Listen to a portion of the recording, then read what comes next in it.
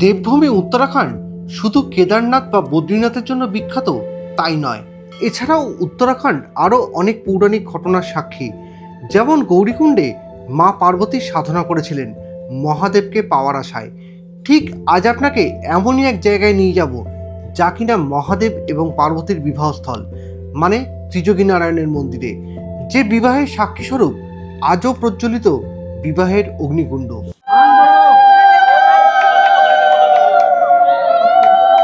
তাহলে চলুন ভিডিওটা শুরু করি। গুড ইভিনিং, নমস্কার। আমি অভিক, আপনাদের হোস্ট, আর ট্রাভেল ডেস্টিনেশনস উইথ অভিক পরিবারের পক্ষ থেকে একটা সম্পূর্ণ নতুন ব্লগে আপনাদের প্রত্যেককে স্বাগত। এই মুহূর্তে আছি সোনপ্রয়াগের পার্কিংয়ের সামনে, আর আজকে আমাদের গন্তব্য হর এবং পার্বতীর বিবাহস্থল ত্রিযোগী নারায়ণের মন্দিরে, যে মন্দিরে 3 যুগ ধরে সেই মন্দিরের অগ্নিকুণ্ড আজও জ্বলছে। চলুন ঘুরে আসি, দেখে আসি আজকে। ত্রিযোগী নারায়ণ মন্দিরে যাওয়ার জন্য আপনারা সোনপ্রয়াগ থেকে শেয়ার গাড়ি পেয়ে যাবেন। যাওয়া এবং আসা মিলিয়ে ভাড়া পড়বে মাথাপিছু 200 টাকা করে।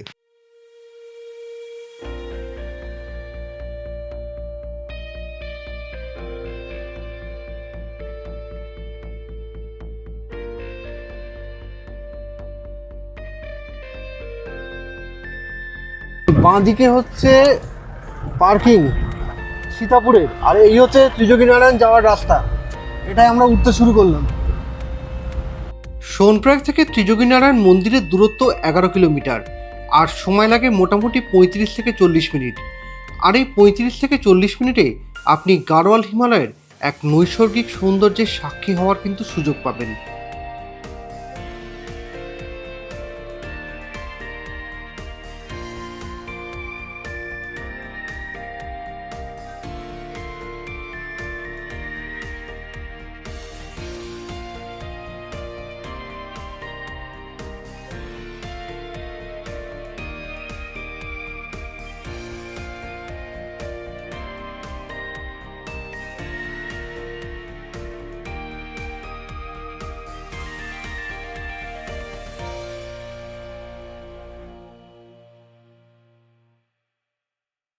ত্রিযোগী নারায়ণ মন্দিরের জন্য আলাদা করে কোনো পার্কিং চার্জ দিতে হয় না। এক্ষেত্রে সোনপ্রয়াগ থেকে যে শেয়ার গাড়ি আপনারা ভাড়া করবেন তার ভাড়ার মধ্যে কিন্তু ত্রিযোগী নারায়ণের মন্দিরের সামনের পার্কিং চার্জ ইনক্লুডেড। অবশেষে পৌঁছালাম ত্রিযোগী নারায়ণ মন্দিরের সামনে। আর এখানে কিন্তু আপনি চাইলে যদি পুজো দিতে চান তাহলে পুজো দেওয়ার বিভিন্ন রকম ব্যবস্থা আছে। ডালার অনেক রকম দোকান আছে, সেখান থেকে আপনি ডালা নিতে পারেন। ন্যূনতম দাম কত সেটা আমি জেনে আপনাদেরকে জানাচ্ছি।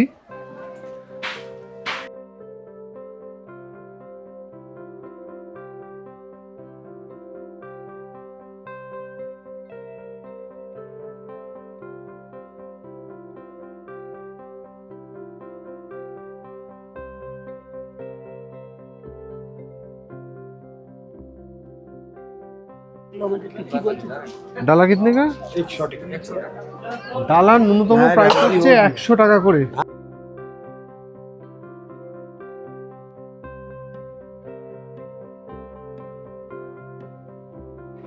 আগেই আপনাদেরকে বলেছি আমরা এসেছি ত্রিযোগী নারায়ণের মন্দিরে। ত্রিযুগী মানে 3টে যুগ ধরে যে মন্দিরে অগ্নিকুণ্ড জ্বলছে সেই মন্দিরে। এই মন্দির হর এবং পার্বতীর বিবাহস্থল, যেখানে ভগবান বিষ্ণু যে বিবাহে পার্বতীর ভাইয়ের রোল প্লে করেছিলেন, আর ভগবান প্রজাপতি ব্রহ্মা এই বিবাহে পৌরোহিত্য করেছিলেন। গৌরীকুণ্ডে যখন আমরা যাই তখন সেখানকার তো কেন প্রসিদ্ধ, তার মধ্যে একটা কারণ হচ্ছে গৌরীকুণ্ডে মা পার্বতী ভগবান শিবের মন জয় করেছিলেন তার সাধনার মাধ্যমে, এবং এখানে ওনাদের বিবাহ হয়েছিল। আজকেও কিন্তু ভারতের বিভিন্ন জায়গা থেকে বিভিন্ন শ্রেণীর লোক এই মন্দিরে বিবাহের জন্য এসে থাকে। এখানে বিবাহের জন্য ভারতের বিভিন্ন প্রান্ত থেকে লোকেরা আসে। পাঞ্জাবি, মারওয়াড়ি, এমনকি বাঙালিরাও এখানে বিয়ে করার জন্য আসে।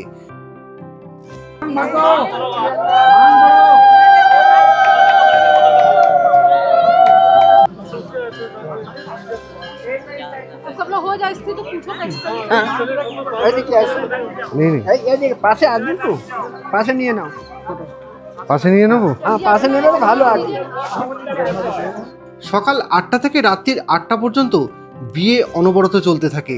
একটা বিবাহ শেষ হওয়ার আগেই আরেকটা যুগল অপেক্ষায় থাকে বিয়েতে বসার জন্য।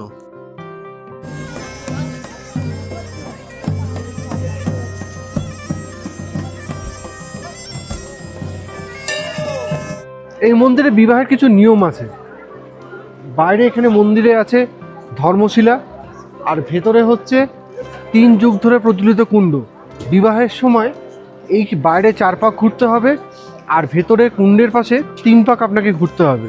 মোট 7 পাক হচ্ছে, এই হচ্ছে হিসাব। সত্যযুগে মহাদেব এবং মা পার্বতীর বিবাহ হয়েছিল, আর সেই বিবাহের দিন থেকে আজও প্রচলিত আছে তাদের বিবাহের অগ্নিকুণ্ড, যা এই ত্রিযোগীনারায়ণ মন্দিরে দেখতে পাওয়া যায়।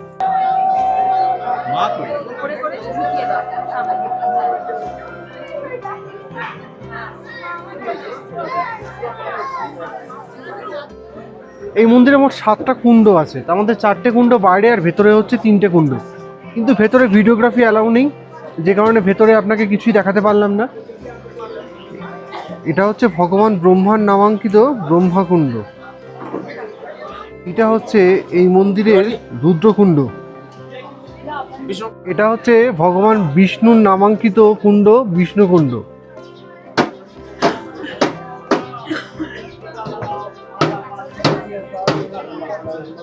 আর সরস্বতীর নামাঙ্কিত কুণ্ড, সরস্বতী কুণ্ড।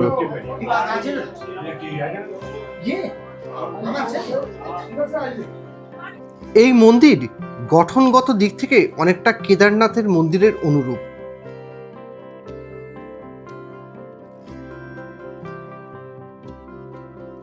এখানকার লোকজন আমাদের ওখানকার থেকে আলাদা। কেন বলছি, একটা চায়ের দোকানে আমি খানিকক্ষণ বসে বসে গল্প করছিলাম, এখানে কি রুম ভাড়া পাওয়া যায়, কত করে রেট। তো রুম ভাড়ার কথাটাকে বলে নিই। এখানে রুম কিন্তু ভাড়া পাওয়া যায় ত্রিযোগীনারায়ণে অফ সিজনে ভাড়া হচ্ছে 500 টাকা করে। আর এখন এই মুহূর্তে সিজন যেহেতু চালু হয়ে গেছে, এখানে এখন রুম ভাড়া হচ্ছে 1400, 1500, 1600 এরকম। তো ওই গল্প করছিলাম আমি চায়ের দোকানের ভাইটার সঙ্গে, তারপর চায়ের অর্ডার দিলাম।